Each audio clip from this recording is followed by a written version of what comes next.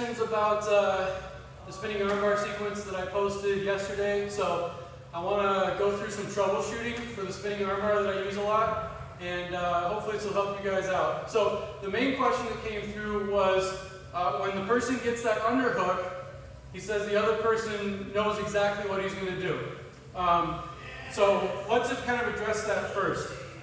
So my partner's down here. Okay, we go through our sequence, right? We glue this to the chest. We start working. A lot of times I'll come here first. I'll push through. I'll start working on this arm.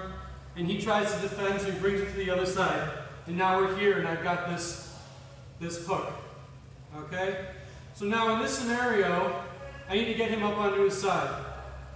Alright, so when I do this, I like to move a little bit this way. So when I pull him up, alright, I can bring this knee in right here. Okay? There's a couple of things that your partner can do in this situation. They shouldn't be able to stop you from coming up. Okay, but now they kind of know exactly, I'm going to take my knee off his chest. Now they kind of know what you're going for. So one thing they can do is they can try to get their body back to the mat. So you can try to pull me back down here. I should have a good enough frame with my knee and my forearm across the belly that across the ribs, he can't do that. Okay, so so you pulling them up and then pulling you back down shouldn't ever happen. All right, the next thing that's pretty common is that he knows I want to step over the head like this. Okay? So if I haven't trapped his free arm, he's going to start messing with my legs here or my hips, just generally blocking. The first thing that I'm going to look for is I'm going to try to get that hand. Okay, I'll get it and I'll push it to the mat and I'll staple it like this. This gives me two options from here. One is that I can windshield wiper my feet across to lock that down, and then I can go right into the armbar anyway.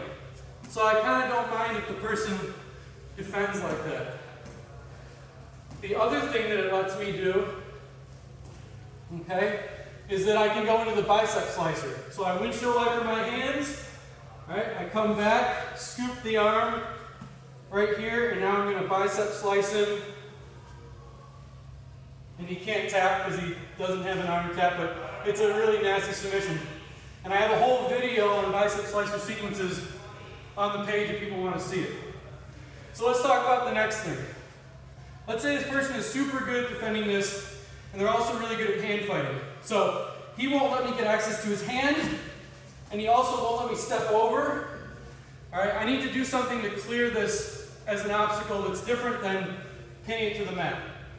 So what I like to do is, I'm here with that knee. I like to get an over grip on like this, and then drive all my weight into him and get my hips high. Here. Okay, and I'll actually start to rotate around the body, almost like I'm doing downward facing dog in yoga, until the opportunity presents itself where his arm is out of place, like he can't get access to me real easily. So I'll come here, all right, and I'll just hang out here and just crush him for a little bit. And then I'll come in to the arm lock. So I really like that one a lot. If you're playing under a rule set, I really like that one a lot. If you're playing under a rule set where you got a lot of time, that's a great one. Just crush your partner until they make a mistake. The last thing that we see a lot is that I do the whole sequence, I get through, and I don't do a good job of getting my heel either in the armpit or around the head.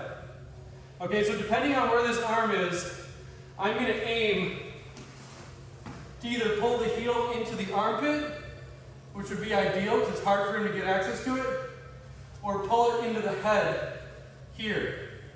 But a lot of times they will get a hand in as this happens, and as I suck it in, they'll push it off the head, and because I don't have the other foot over, he can just sit up.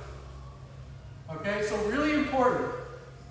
Try to get that heel into the armpit if you can, but if you find yourself not being able to do that, okay, you're going to turn and face towards him, All right, so that your legs kind of lay more flat against it.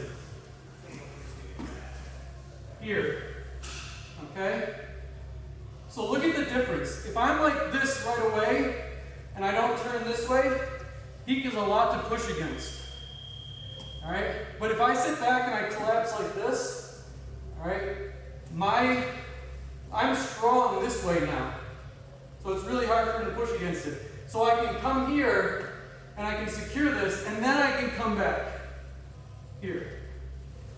It's the scenario where your foot's coming in, and it's like out like this, all right, that you have to worry about.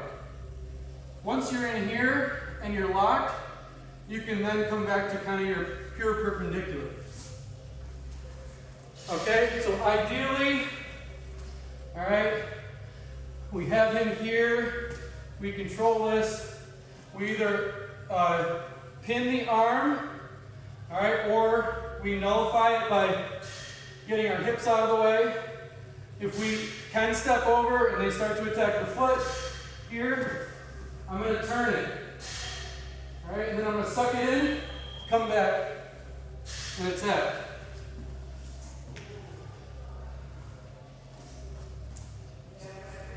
All right, so I hope that helps.